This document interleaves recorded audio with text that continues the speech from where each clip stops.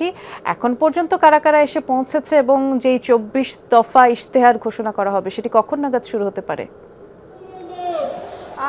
বেলা ৪টার দিকে যেহেতু শুরু হওয়ার কথা ছিল, ঠিক ৪টা বাজেই কিন্তু দেখা যাচ্ছে যে কেন্দ্রীয় যেই নেতারা নাহিদ ইসলাম ব্যতীত সার্জিস আলম বলেন কিংবা আক্তার হোসেন দলের সদস্য সচিব এবং সামান্তা শারমিন যারা মূল ফ্রন্টে ছিলেন আন্দোলনের সময়, তারা কিন্তু ইতিমধ্যে উপস্থিত হয়েছেন। একই সাথে যদি বলি যে এই যে জুলাই আন্দোলনে যারা প্রাণ দিয়েছেন, শহীদ হয়েছেন, তাদের পরিবারের সদস্যরাও কিন্তু এসেছেন এবং তাদের সাথে কিছুক্ষণ আগে কিন্তু আমাদের কথা হয়েছিল যে তারা এই অনুষ্ঠান থেকে তারা কি চান কিংবা এই যে নতুন বাংলাদেশ গড়ার যে প্রত্যয় রয়েছে, এখানে থেকে যে ২৪ দফা আসার কথা রয়েছে সেখানে তারা কি চান, তাদের মোটামুটি সবারই একই ভাষ্য।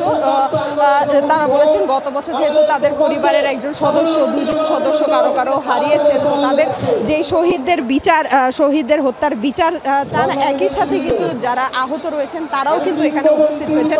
তারাও বলছেন যে তাদের যেন তাদের উপর যারা হামলা করেছিল সে সময় সকলেরই বিচার কামনা করেন।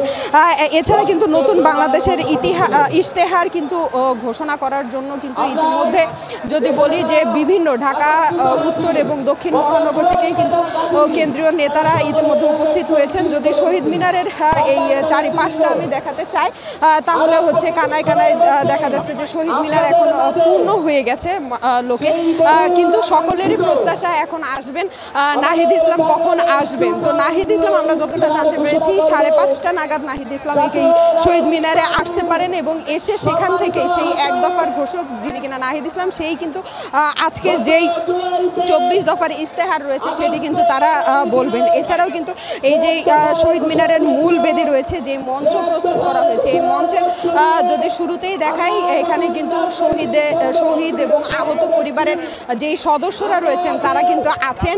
এখানে কিন্তু মূল ফ্রন্টের যারা রয়েছে, যেমন ডাক্তার তাসনিম জারা থেকে শুরু করে ৯ দফার ঘোষক আব্দুল কাদের, সার্জিস আলম, আরিফুল ইসলাম আদিব, সামান্তা শারমিন, এরা কিন্তু সকলেই উপস্থিত রয়েছে।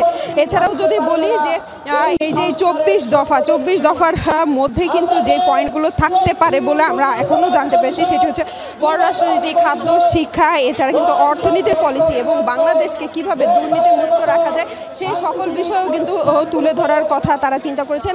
এছাড়া কিন্তু প্রতিবার দেখা যায় যে প্রবাসীদের যেই একটা আক্ষেপ থাকে তাদের ভোটাধিকার এবং তারা কোনোভাবেই সেই জিনিসটা প্রয়োগ করতে পারে না, সেটির ক্ষেত্রেও কিন্তু তারা পরিকল্পনা থাকবে এবং প্রবাসীদের নিয়েও কিন্তু দলটির যে পরিকল্পনা কিছু রয়েছে। এছাড়াও কিন্তু নগরায়ন, আর্টিফিশিয়াল ইন্টেলিজেন্স সব কিছুই কিন্তু এই যেই ইশতেহার থাকবে ২৪ দফার, এই ইশতেহারের মধ্যে তুলে ধরা হবে।